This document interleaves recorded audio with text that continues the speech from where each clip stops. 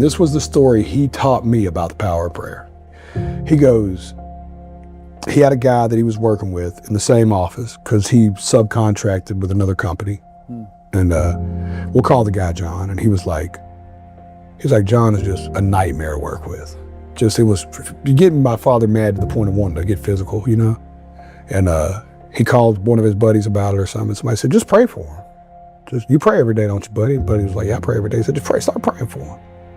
So buddy said, you know what, just pray for him. That's what you have to do. So buddy said, I wake up every morning, I start praying. God, John, just God bless John's family. Just give John grace. He said, I go in, good morning, John. And John, hey. You know, he said, that's all right, I'll just keep praying for him. He said, dude, I looked up about 3-4 weeks later. He said, man, John's coming around. He said, so I went back to the boys in the meat cooler. And I said, dude, am I tripping? Or is John becoming just an absolute stud of a human?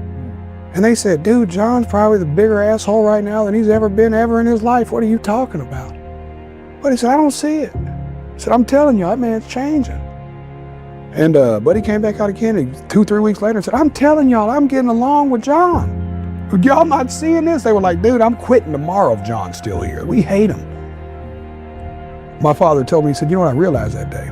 I don't really know what was happening with John, but I know what God was doing in me. He said, to this day, I'm not sure how much John actually did or didn't change.